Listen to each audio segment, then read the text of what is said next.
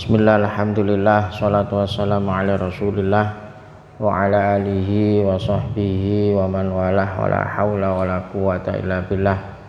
Subhanaka la ilma lana illa ma 'allamtana innaka antal alimul hakim. Rabbi shrah li sadri wa yassir li amri wahlul 'uqdatam min lisani yafqahu qawli. Amma ba'd.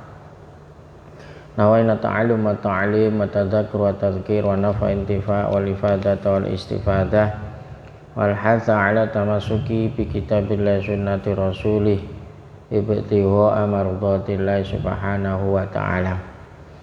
Alhamdulillah, kita ditakdir Allah masih bisa kembali istiqomah untuk ngaji kitab Kifayatul Akhyar, yang mana kita sudah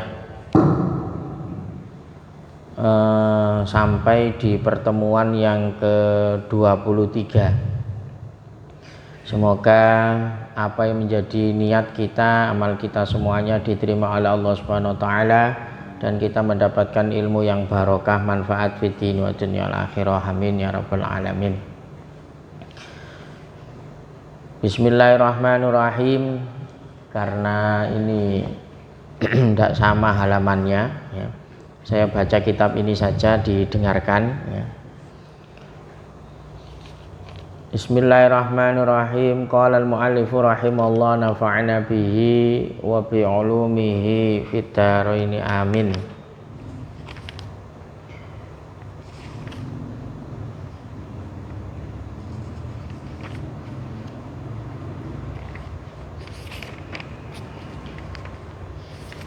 Kemarin kita sudah membahas tentang arkanul wudhu ya.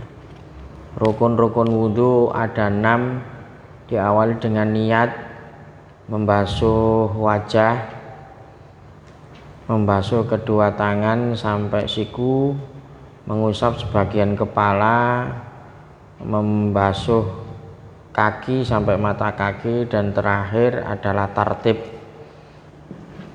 Itu adalah rukun-rukun daripada wudhu.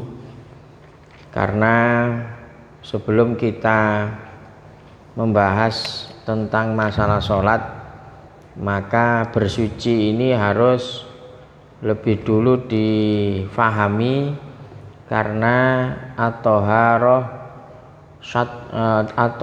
itu sebetulnya thaharah ini adalah miftahus sholat, kunci daripada sholatnya. Ketika nanti kita bersucinya ini tidak sempurna atau tidak sesuai dengan aturan, otomatis wudhu kita ini batal. Kalau sudah batal, otomatis sholatnya juga dianggap tidak sah. Maka dari itu kita sekarang akan membahas tentang setelah rukun ada sunnah. Bismillahirrahmanirrahim. Qala al-muallifu rahimallahu nafa'ana bihi wa bi ulumi fid dharain amin. Faslun wa sunanuhu asyru khisalin. Sunnah-sunnah wudu itu ada 10. At-tasmiyatu, membaca tasmiyah atau basmalah, bismillahirrahmanirrahim. Lil wudu'i sunanun mi at-tasmiyah fi ibtidaihi, berdasarkan hadis ruya Jaid wa fil hadis kullu amrin dibalin la yubda'u fihi bismillahirrahmanirrahim fa huwa ajdam ay aqta. Jadi setiap melakukan kebaikan, kalau tidak diawali dengan bacaan basmalah, maka dianggap putus atau kurang berkah ya, kurang keberkahannya. Wa hiya sunnatun muakkadatun wa qad qala al-Imam Ahmad biwujubiha. Jadi ini membaca basmalah itu termasuk sunnah muakkad ya. Makanya kenapa kita itu tidak dianjurkan wudhu di dalam kamar mandi. Karena kalau kita wudhunya di dalam kamar mandi, kita tidak bisa talafut, ya, mengucapkan kalimat Bismillahirrahmanirrahim. Jadi wudhu ini diusahakan di luar kamar mandi, ya. Makanya dikasih tempat tersendiri untuk apa? Wudhu. Ini diantaranya tujuannya adalah bisa mengamalkan sunnah untuk bisa membaca tasmiyah sebelum melakukan wudhu dengan bacaan Bismillahirrahmanirrahim. Seperti itu. Lah, bacaan Bismillah ini menurut Imam Syafi'i sunnah muakkad, tapi menurut Imam Ahmad wajib. Ya, menurut Imam Ahmad hukumnya wajib. Kok wudhu gak diawali dengan bacaan tasmiyah? Ya wudhunya jadi tidak sah. Nah kalau bisa kita itu wudhu ya sah menurut Imam Syafi'i, ya sah menurut Imam Ahmad, sah menurut Imam Malik, Imam Abu Hanifah. Kalau bisa sunnah-sunnah wudhu ini juga diamalkan, ya, diamalkan. Ya. Jadi maka mulai sekarang ya jangan lupa wudhu diawali dengan bacaan apa? Bismillahirrahmanirrahim. Ya, karena ini hadisnya kuat gitu loh. Karena hadisnya kuat sampai Imam Ahmad mengatakan, loh ini bukan sunnah ini masuk wajib ini. Ya. Jadi karena apa? Ya dasarnya sih umum ya, setiap amal kebaikan kalau tidak diawali dengan bacaan basmalah maka akan mengurangi keberkahannya. Ya. Apapun ya, mau makan, mau minum ya, mau berangkat kerja, mau berangkat sekolah ya, apapun awali dengan bacaan Bismillahirrahmanirrahim. Jadi Bismillah ini kayak kita menyertakan Allah di setiap langkah kebaikan kita. Bismillah ini ketika melakukan perkara yang makruh, hukumnya juga makruh ya. Kalau melakukan perkara haram, Bismillah ini juga hukumnya haram ya. Mau gosok ngambil sandalnya orang Bismillahirrahmanirrahim Pak, ya haram hukumnya ya. Karena apa? Bacaan Bismillah ini zikir menyertakan Allah di dalam perbuatan kita. Ada satu kisah ya di kitab Irsyadul Ibad itu diceritakan, ada seorang istri yang istiqomah setiap melakukan apapun ya, ini diawali dengan bacaan Bismillah ya.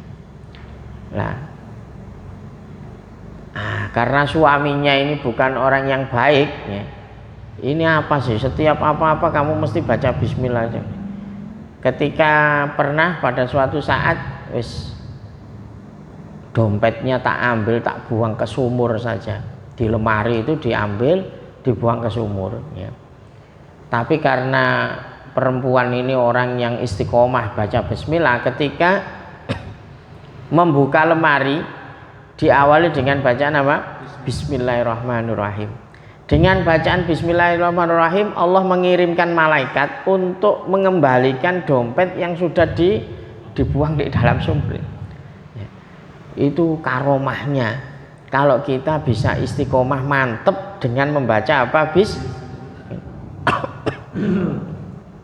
Jadi mohon maaf, kita itu kadang sering makan makanan tidak tahu asal usulnya. Nggak tahu asal usulnya, bisa jadi di situ ada bakteri atau ada apa ya. Tapi ya kita wajib ikhtiar terlebih dahulu, diyakini ya. Tapi kalau memang kita yakin dan kita memang tidak tahu, kita sertakan, kita makan, kita minum dengan bacaan Bismillahirrahmanirrahim, semua mantep ya. Insya Allah racun yang ada di makanan ini sudah ternetralisir karena kita sudah dengan menyertakan Allah Subhanahu wa ta'ala. Jadi seperti itu, kalau kita Makanya orang dulu itu lisannya sangat mujarab sekali, karena apa, memang ya mantap sekali kalau membaca bismillah itu ya, karena dalam hatinya ingat kepada Allah dan menyertakan bismillah dengan menyebut nama Allah. Kayak gini, kalau kita mau minum dengan baca bismillahirrahmanirrahim, ya Allah saya minum ini atas nama Allah subhanahu wa ta'ala, jadikan minum ini minum yang berkah, seperti itu. Nah, maka dari itu mulai sekarang kita ngaji di sini membiasakan ya, membiasakan menyertakan Allah pada langkah-langkah kebaikan kita. Kalau mau makruh jangan melakukannya, mau ngerokok nggak usah basmalah, malah hukumnya apa? Makruh, bisa haram ya. Karena di situ memang bukan hal yang baik. Kalau hal yang baik semuanya diawali dengan bacaan Bismillahirrahmanirrahim. Falau nasiyaha fi ibtida'il wudu atabiha ya. Kalau lupa, ini menurut Imam Ahmad ya, maka tetap harus basmalah ya. Sebagaimana kita makan, dari tengah makanan kita ingat, loh aku mau gurung bismillah ya, berarti menyebutkan bismillahi awwalahu wa akhirahu ya. Jadi tetap ada kesunahan kalau memang nasia, lupa untuk tidak membaca bismillah, baik di ketika makan atau ketika minum di pertengahan.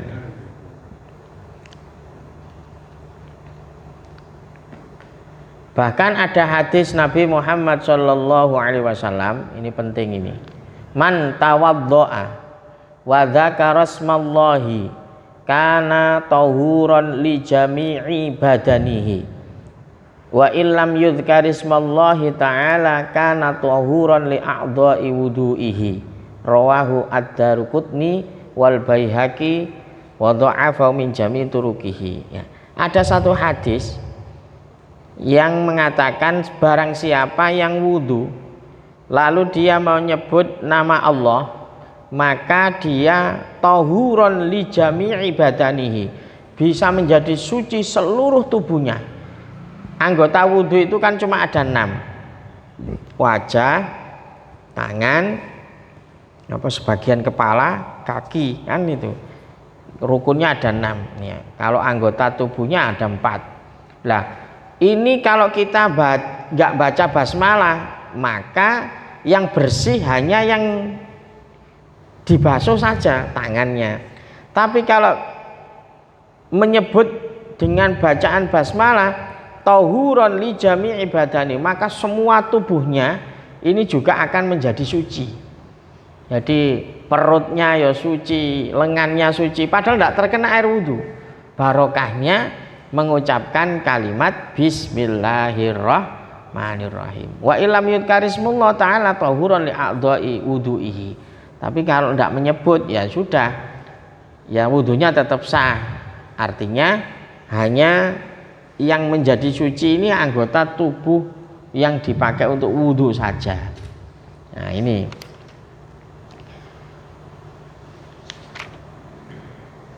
Qala selanjutnya wa ghuslul kaffaini qabla idkhalihimal ina. Ya ini sebelum, kalau zaman dulu tempat wudhu bisa digentong atau di kamar mandi.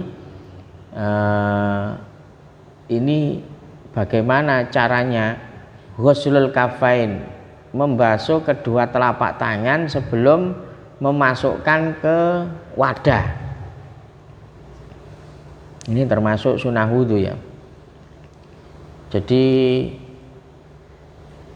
meyakini tidak ada najis yang menempel di telapak tangan yang kita pakai untuk wudhu, dibasuh terlebih dahulu ya. Jadi anjuran cuci tangan sebelum ada banyak ketika corona disuruh semuanya basuh tangan. Ini Islam berabad-abad yang lalu sudah mempraktekkan basuh tangan di setiap mau melaksanakan wudhu ya. Karena memang tangan ini yang paling banyak untuk berinteraksi dengan sesuatu barang ya. Kita megang uang, kita tidak tahu di uang kertas ini yang megang banyak orang, dari pedagang daging, dari pedagang ini semua ya, ini kita tidak tahu di situ ada suatu bakteri yang nempel ya, dan ini akan sulit dihindari. Maka dari itu kita kalau mau makan atau mau melakukan aktivitas, Islam ini mengajarkan untuk mencuci tangan terlebih dahulu ya, apalagi untuk melaksanakan wudhu ya. Apa tujuannya? Yang pertama yaitu meyakinkan bahwa tangan kita ini betul-betul bersih atau tidak ada najis ya. Kalau seperti itu, kalau yakin najis ya berarti ya hukumnya bukan sunnah ya, wajib karena harus dibersihkan. Tapi kalau hanya syak ya, syak ini mamang ya, maka hukumnya makruh saja kalau kita tidak melaksanakan. Ini sesuai dengan hadis Nabi Muhammad sallallahu alaihi wasallam, idza qama ahadukum min naumihi falyaghsil yadayhi qabla ayyudkhilahuma fil ina salasan fa innahu la yadri aina batat yaduhu. Ketika kita mau melaksanakan wudhu, ketika kita bangun tidur ya, kita bangun tidur mau wudhu, maka basuhlah tangan terlebih dahulu sebelum memasukkan di tempat wudhu. Apa alasannya? Fa innahu la yadri aina batat yadahu. Kita tidak tahu tangan kita semalam ini lari kemana. Jadi orang tidur itu namanya orang tidur ya, garuk-garuk, nggak tahu yang digaruk apa, yang dipegang apa ya. Maka di sini ada kesunahan untuk membasuh kedua telapak tangan sebelum berwudu. Ada ulama yang mengatakan ini tidur mutlaknya, entah itu tidur malam atau tidur siang. Tapi sebagian ulama enggak, ini kayaknya tidur malam ya, karena hadisnya ini batat yadu, nginep ya. Namanya nginep itu mesti di malam hari ya. Jadi ulama sampai segitunya ya meneliti hadis ini ada yang memutlakkan semua tidur, ada yang hanya tidur malam. Halatsalitsa ayatayakon toharatuhuma ya. Kita meyakini kesuciannya. Kalau sudah meyakini ya sudah. Kalau memang yakin itu suci ya kita tetap dapat kesunahan ya, mengikuti apa yang disampaikan Nabi kita Muhammad sallallahu alaihi wasallam. Jadi sebetulnya gini, mengamalkan sunnah atau perkara yang diperintahkan Nabi itu ada dua unsur. Kalau memang kita ngerti hikmahnya ya jelas itu manfaatnya. Tapi walaupun kita itu nggak ngerti hikmahnya, nggak tahu ya, kenapa sih Nabi itu kalau minum disuruh duduk ya, kenapa sih Nabi itu kalau minum ini disuruh diseruput 3 kali ya. Jadi Nabi itu kalau minum itu enggak seperti orang sawah itu kalau minum glok enggak pakai nafas itunya ya. Itu enggak termasuk minum yang disunahkan. Minum yang disunahkan itu ya, diseduh, disesep ya 3 kali. Jadi bukan enggak bernafas satu apa namanya satu nafas terus klek gitu kan, ada yang minum seperti itu. Nah, walaupun kita kadang nggak tahu kenapa seperti itu, tetap kita mendapatkan kesunahan ngikuti apa yang disampaikan Rasulullah Muhammad SAW. Kalau tidur lampu jangan terlalu terang, ya jangan terlalu gelap, ya redup. Ya. Ternyata setelah diteliti ternyata ya banyak manfaat. Ya. Apa yang disampaikan Rasulullah. Jadi gini, ketika kita mengamalkan sunnahnya Nabi Muhammad SAW, hidup kita ini semakin modern. Karena yang menyampaikan Rasulullah itu pasti ada hikmahnya. Ya. Cuman kadang kita yang nggak ngerti, nggak paham. Zaman dulu Rasulullah sudah memerintahkan minum itu jangan berdiri, duduk. Ya. Ya, ternyata menurut kedokteran juga nggak baik minum dengan berdiri. Ya. Yang bagus dengan begitu juga ketika kita buang air, ya, air kecil atau air besar, itu kan sunahnya jongkok. Ya. Tapi sekarang ini sudah pakai duduk. Ya. Ini sebetulnya jenengan duduk ini tidak mengikuti sunnah sebetulnya. Ya. Apalagi kalau di hotel-hotel itu kadang pipis itu dengan berdiri dikasih yang, nah ini tidak sesuai sebetulnya, tidak sesuai dengan aturan. Ya. Tidak sesuai dengan aturan. Ya.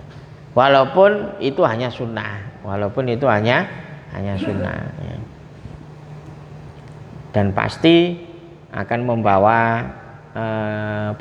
kebaikan kalau yang menyampaikan Rasulullah SAW. Karena apa? Rasulullah ini tidak mungkin berkata atau berbuat kecuali dibimbing oleh wahyu Allah Subhanahu wa ta'ala. Wa ma yantiqu 'anil hawa in huwa illa wahyun yuha. Wal madmadatu, madmadah wal istinsyak, li fi'lihi sallallahu alaihi wasallam. Kita sunnah berkumur dan membersihkan hidung, nyedot air ke hidung. Ini atas dasar apa yang dilakukan Rasulullah sallallahu alaihi wasallam ketika wudhu seperti itu. Wa hujjatu Syafi'i, dalilnya Imam Syafi'i ini masuk sunnah, qauluhu sallallahu alaihi wasallam asyrun minas sunnah, ada 10 dari kesunahan.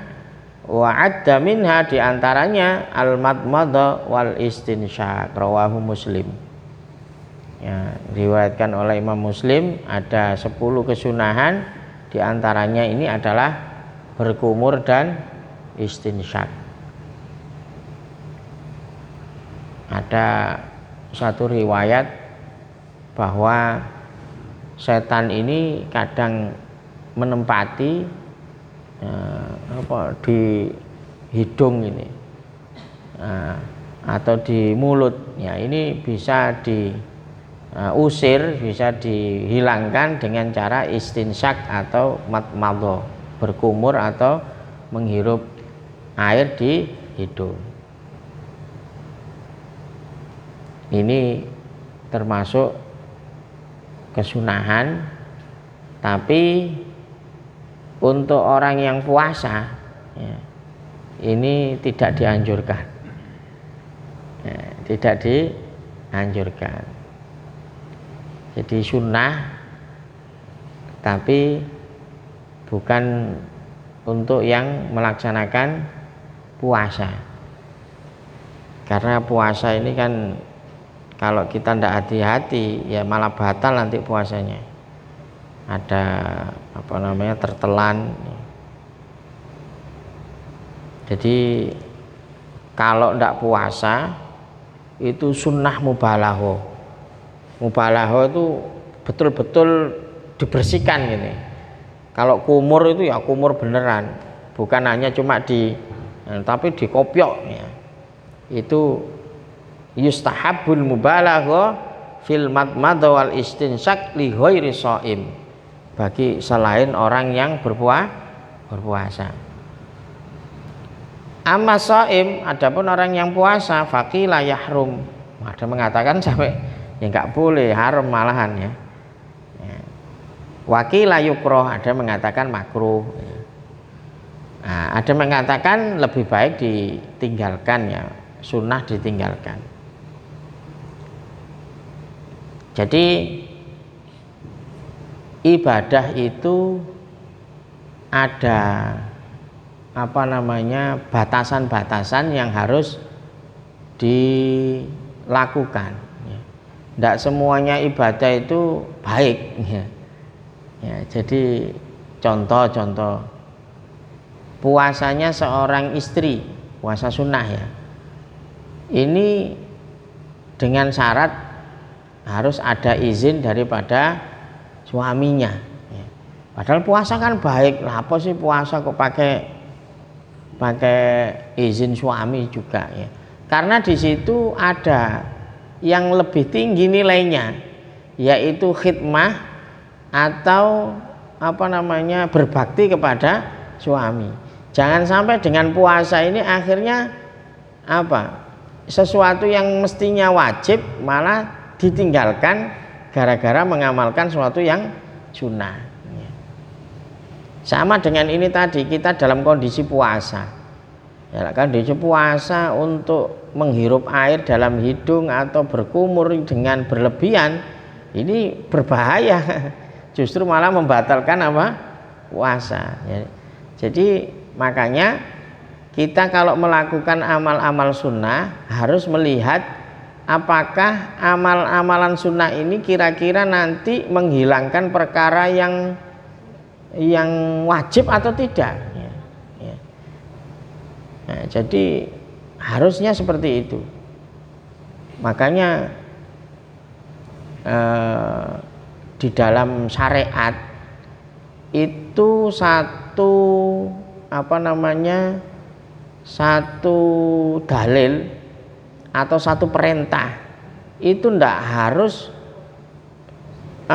dilaksanakan bahasane petok bangkron harus seperti itu, ndak ya. Melihat kondisi masing-masing, jadi melakukan amalannya, apalagi amalan sunnah ya. Contoh ini ya, yang sering diperdebatkan. Rasulullah Shallallahu Alaihi Wasallam ini ketika ditanya oleh para sahabat, ya Rasulullah, bagaimana saya bersolawat? Ini Rasulullah dalam riwayat-riwayat, semua riwayat hadis mengatakan bahwa tidak ada di situ menyebutkan lafadz sayyidina. Jadi kalau kamu bersolawat kepadaku ya Allahumma sholli ala Muhammad ya. Seperti itu. Nah, kenapa kok sekarang muncul lafadz sayyidina dan ulama-ulama besar para salafun sholeh menambahi dengan lafadz sayyidina. Nah ini ternyata tinjauannya tinjauan adab ya, tinjauan akhlak, tinjauan ibaratnya ini tata krama ya. Karena Rasulullah Shallallahu Alaihi Wasallam pernah menyampaikan, ana sayyidi waladi Adam, saya ini adalah pimpinan anak cucu Nabi Adam ya. Akhirnya ulama-ulama banyak yang lebih baiknya bersolawat itu digandengkan atau ditambahi dengan Allahumma sholli ala sayyidina Muhammad ya. Padahal secara dalil itu tidak ada, secara dalil tidak ada ya. Jadi sama dengan gini, jenengan sholat ya. Secara fikih sholat aurat laki-laki pusar sampai lutut ya. Sebetulnya boleh-boleh saja laki-laki sholat tidak pakai baju boleh, sarungan diunggahno ya, pusarnya ditutup lalu sampai boleh, sah tidak sah ya. tapi nilainya ini yang berbeda. Ya mosok pantes ya, biasanya kok pantesnya. Ya, jadi ada di dalam agama ini bukan hanya sekedar aturan syariat, tapi juga ada aturan-aturan tata krama. Yo gak pantes lah nek Kanjeng Nabi jambal umpamanya nyeluk Muhammad gitu ya. Ya, tapi pakailah lafaz sholawat Allahumma sholli ala sayyidina Muhammad. Walaupun boleh-boleh saja. Saya kadang wirid juga biar cepet sallallahu alaihi Muhammad, sallallahu alaihi Muhammad, sallallahu alaihi Muhammad ya. Enggak ada masalah ya. Ya. Tapi kalau kita ada nilai ta'zim, hormat kepada baginda Nabi kita Muhammad sallallahu alaihi wasallam, maka lebih baiknya ulama ini mendambahi dengan lafaz sayyidina Muhammad. Ini seperti itu. Ini contoh saja gambaran bahwa di dalam menjalankan syariat itu juga harus dibarengi dengan adab, dengan aturan, dengan tata krama yang kira-kira itu menunjukkan takdim kita kepada Kanjeng Nabi Muhammad Sallallahu Alaihi Wasallam. Seperti itu. Wasti'abur ra'si. Nah, ada lagi kesunahan di dalam wudu ini meratakan mengusap ke seluruh rambut kepala. Jadi ini menurut Imam Syafi'i hanya sebagian saja sudah cukup ya. Tapi kalau kepingin mendapatkan kesunahan, bahkan menurut Imam Malik ini hukumnya wajib. Jadi mulai dari ini di ke belakang ini terus di ini. Jadi mengusap seluruh kepala ya. Nah ini hukumnya sunnah menurut Imam Syafi'i. Menurut Imam Malik hukumnya wajib. Lah kalau kita bisa mengamalkan ya lebih baik diamalkan ya. Jadi isti'abu ra'si bil mashi li fi'lihi sallallahu alaihi wasallam lil khurujin minal khilaf, agar kita bisa keluar dari khilaf. Jadi kalau kita ini melakukan sesuatu, kalau bisa ini semua pendapat ulama ini masuk gitu loh. Ya, gambarannya gini ya. Dalam keluarga kita ada suami, ada istri, ada anak, ada satu masakan umpamanya bakso. Ini suami seneng, tapi istri nggak seneng. Terus ada makanan umpamanya rendang. Ini semuanya seneng ya.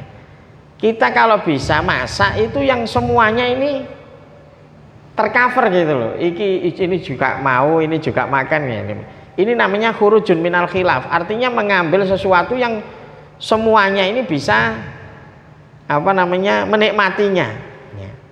Sama di dalam madhab itu gitu. Imam Syafi'i ini hukumnya sunnah, ini hukumnya wajib, ini hukumnya makruh. Ini kalau bisa, kalau kita melakukan sesuatu, contoh tadi membasuh, mengusap rambut ini kita melakukan keseluruhan, maka menurut Imam Syafi'i juga mendapatkan kesunahan, menurut Imam Malik wudunya juga sah, menurut Abu Hanifah juga sempurna, menurut Imam Ahmad juga mendapatkan kesunahan.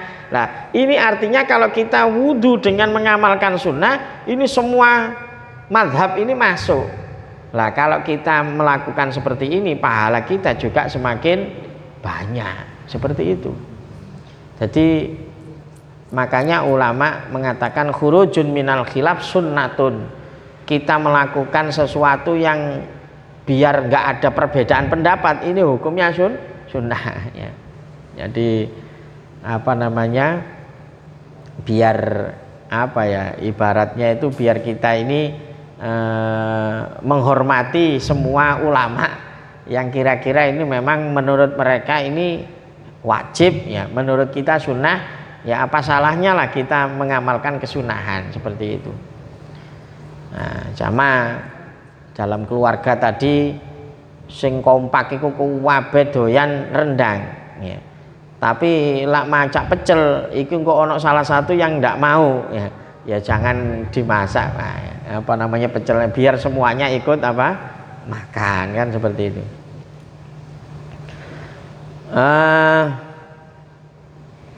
Wa yada'u ibhamai.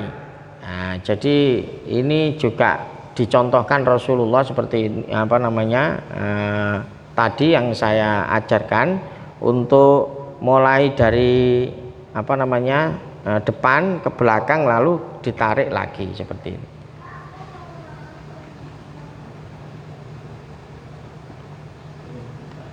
Wa mashul udunain.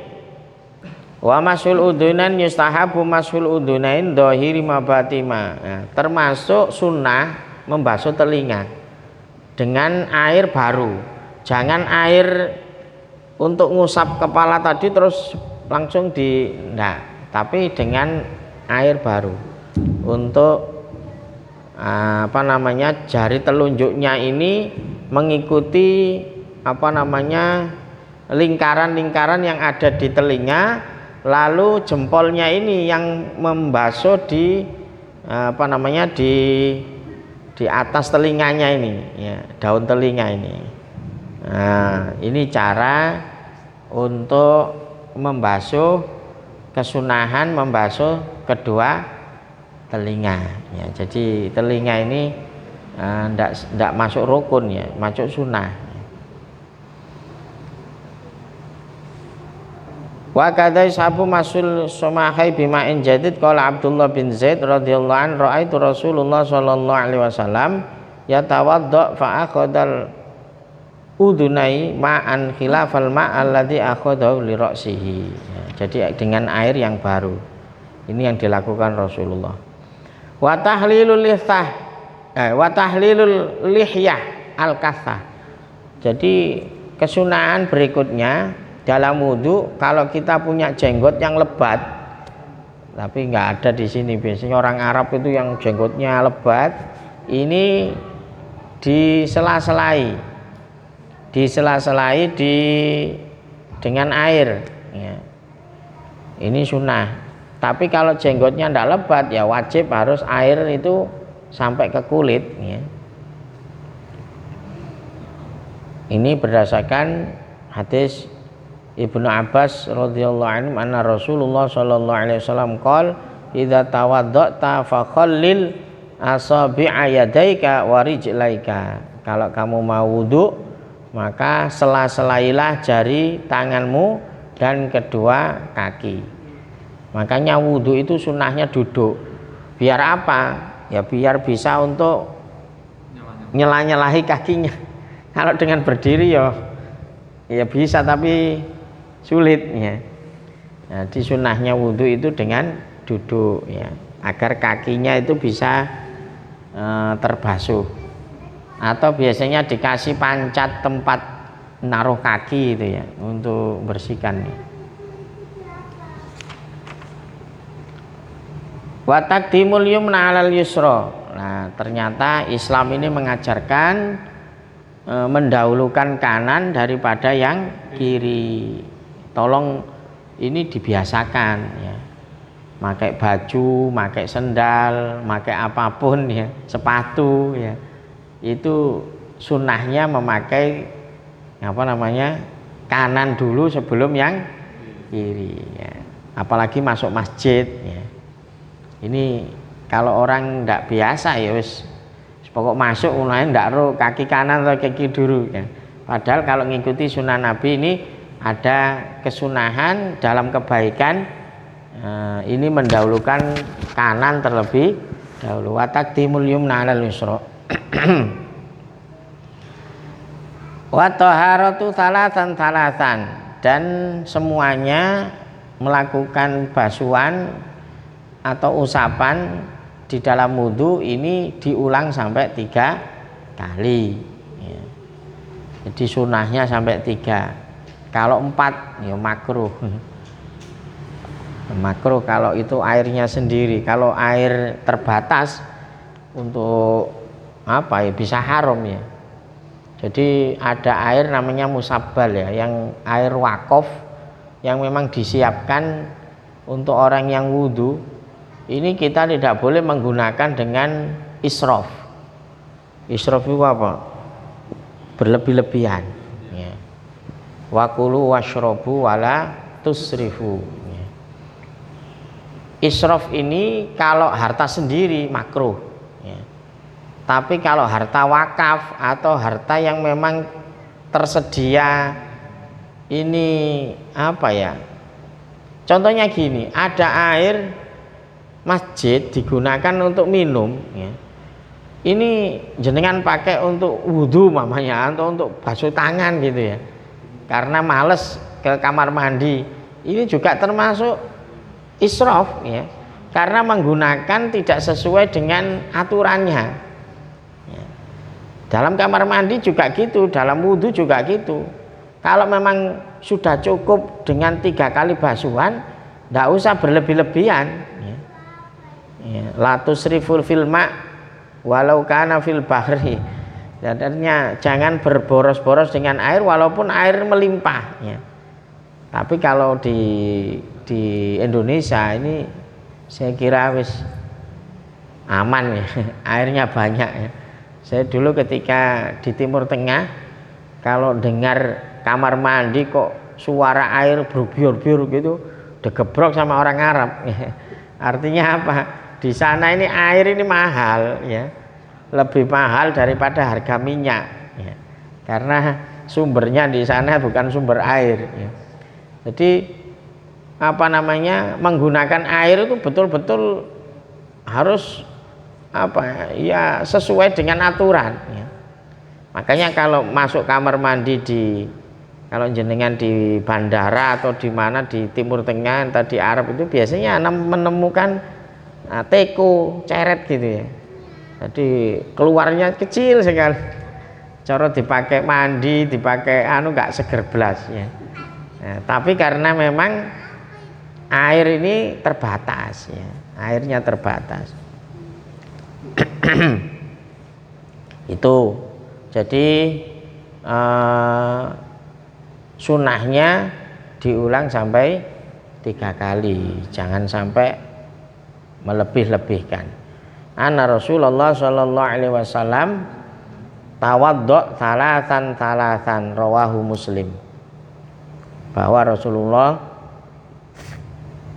berwudu itu dengan mengulang 3 kali.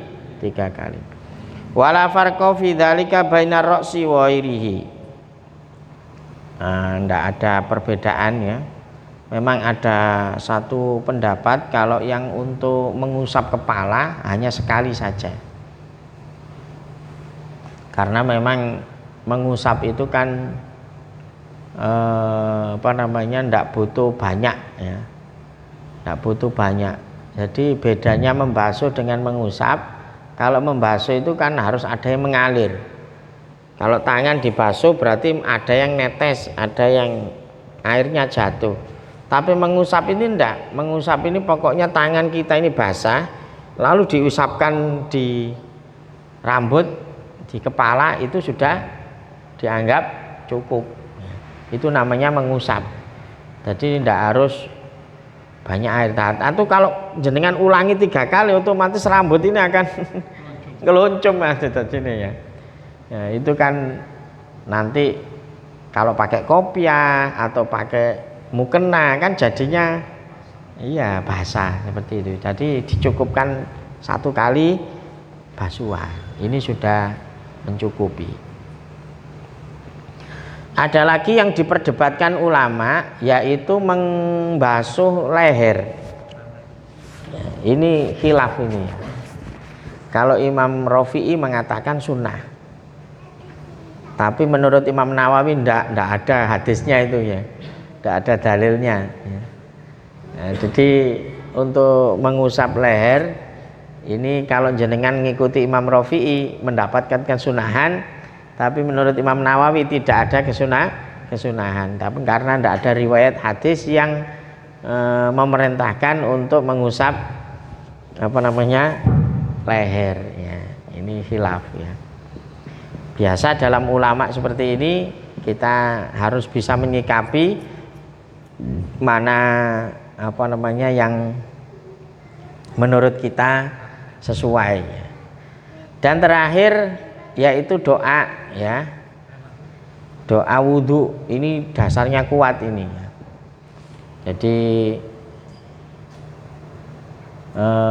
yaqulu ba'dal wudhu asyhadu an la ilaha illallah wahdahu la syarikalah wa asyhadu anna muhammadan abduhu wa rasuluh Allahumma ja'alni minat tawwabina wa ja'alni minal mutatahhirin subhanakallahumma bihamdik asyhadu an la ilaha illa anta astaghfiruka wa atubu ilaik.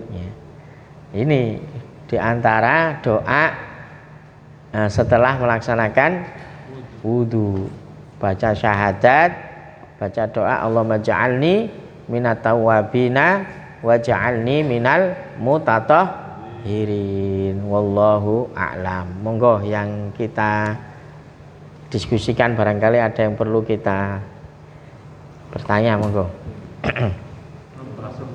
Nggih. Kalau dari ayatnya itu kan wamsahu biwujuhikum wa aidikum.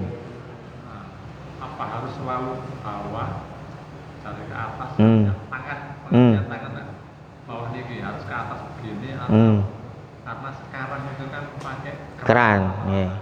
Nah, begini kadang rodo menyulitkan kalau dari atas misalnya.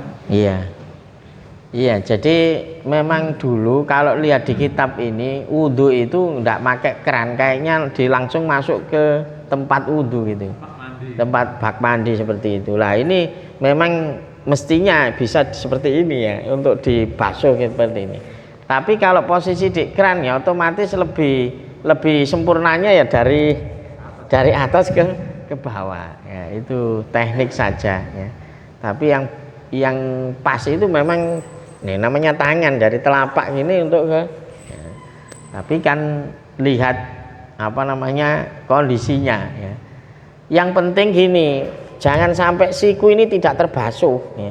Banyak orang ini mungkin karena males ya, gopo atau apa, ini sikunya ini rata-rata masih kering.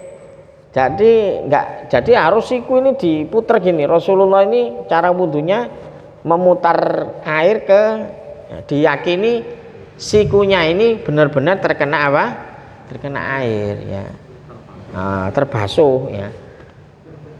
Kalau memang terpaksa ndak kena dingin ya wis dibasahi saiki ini gak apa-apa, atau harus dilepas bajunya ya.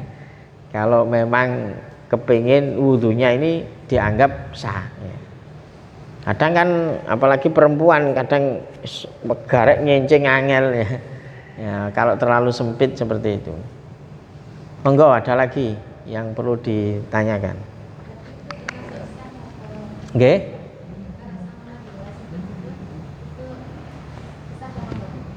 Kalau dibasahi gimana?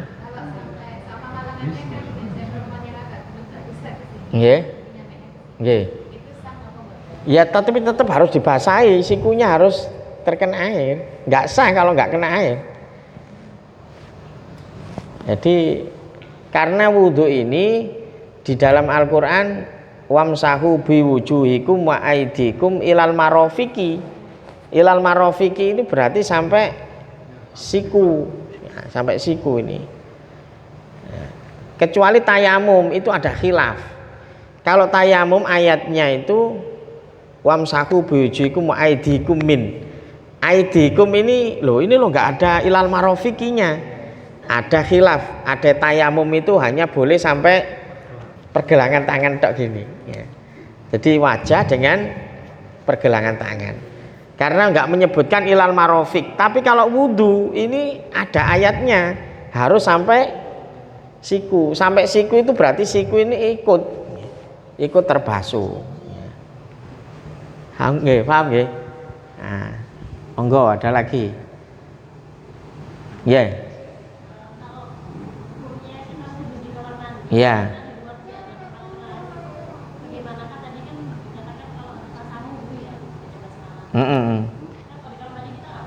Iya. Berarti dalam hati saja basmalahnya. Enggak masalah, tapi jangan diucapkan. Kalau diucapkan enggak boleh, karena itu ada di dalam kamar mandi. Kita boleh kamar mandi itu zikir, baca basmalah, tapi di dalam hati. Ya. Lebih sempurnanya di luar kalau memang ada ya. Karena apa? Ada pahala sendiri talafut itu ya. Jadi baca Al-Quran di batin dalam hati dengan baca Al-Quran dijaharkan itu beda, nilainya itu beda. Tapi tadi kan kondisinya memang tidak memungkinkan ya. Nah, apalagi perempuan lebih apa ya? Kalau mungkin di tempat umum saya kira wudhu di dalam kamar mandi itu lebih sempurna karena tidak terbuka auratnya. Jadi ya, jadi diyakini. Karena saya sering melihat perempuan itu ya masih saja sering wudhu belum masuk kamar mandi sudah dicuwincing, sudah di nanti orang itu melihat loh iki apa sih iki goreng. Kalau nanti sudah masuk kamar mandi baru dilepas ya ya. Kadang seperti itu. Kalau di tempat umum ya, kalau di rumah kan beda lagi ya. Kalau di tempat umum itu loh menjaga aurat itu lebih didahulukan daripada jenengan ini mencari kemudahan kesunahan, tapi menjaga aurat ini hukumnya wajib ya. Jangan sampai mau wudu jilbabnya dilepas padahal di tempat umum ya, terus ini dicenceng gini ya.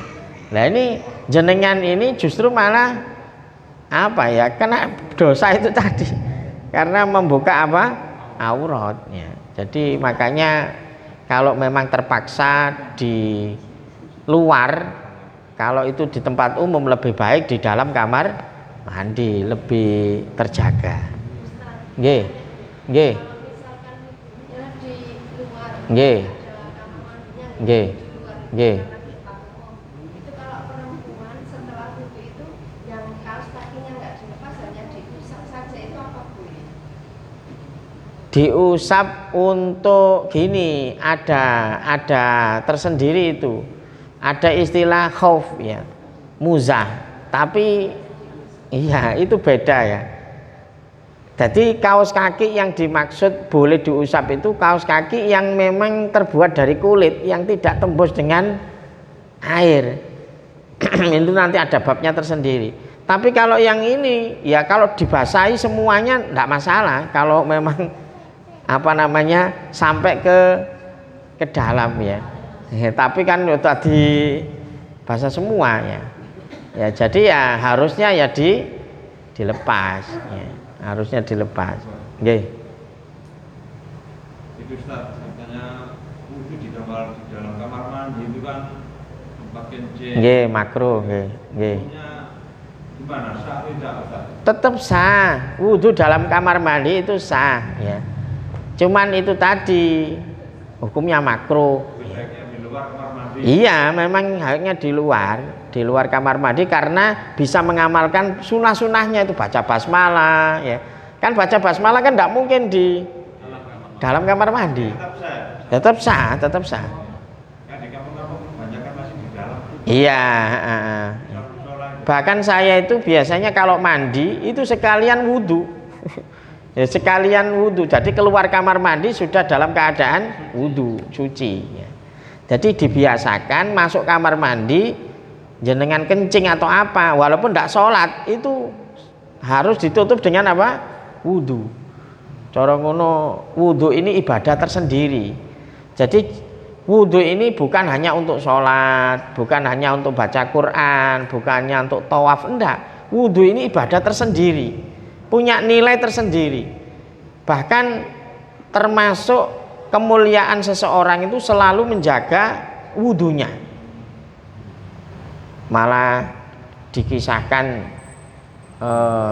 kesaktiannya Jenderal Sudirman ikut perang itu ternyata apa? Tidak pernah dia berangkat perang kecuali dalam keadaan suci. Jadi batal wudhu lagi.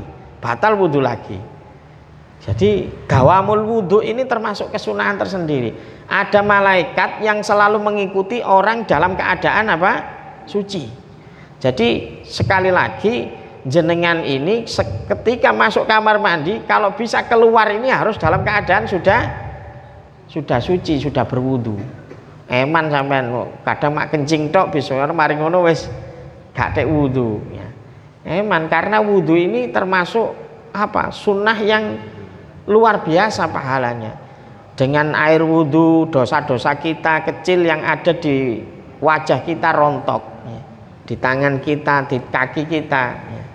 Jadi banyak kemuliaan tentang melakukan apa? Wudu. Jadi jangan punya mindset wudu itu mak gawe sholat ya. Wudu itu cuma pakai baca Quran enggak ya.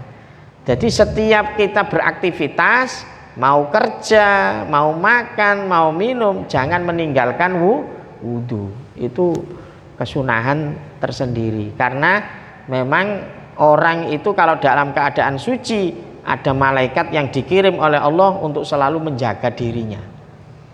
Nah, malaikatur rahmah ya. Tapi orang kalau tidak punya wudu ya malaikat juga menjauh. Nah, yang mendekat justru malah apa namanya setannya ya. Ya, maka kita biasakan kita selalu punya wudu dalam segala hal. Sudah pun semoga menjadi ilmu yang barokah manfaat.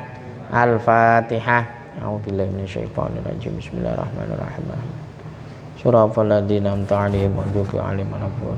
Bismillahirrahmanirrahim. Alhamdulillahirabbil alamin. Allahumma shalli ala sayyidina Muhammad. Allahumma nawwir qulubana bi nuri hidayatika kama nawwartal ardha bi nuri syamsika wa qamarika abadan abada bi rahmatika arhamar rahimin. Allahumma arzuqna fahman nabiyyin wa hifdzal mursalin wa ilhamil malaikatil muqarrabin. Rabbana la tuzigh qulubana ba'da idh hadaitana wa hab lana min ladunka rahmah innaka antal wahhab. Rabbana ighfir lana dzunubana wa liwalidina hamhuma kama rabbawna shighara. Rabbana atina fid dunya hasanah wa fil akhirati hasanah wa qina adzabannar. Subhana rabbika rabbil izzati amma yasifun wa salamun alal mursalin alhamdulillahi rabbil alamin. Al-Fatihah.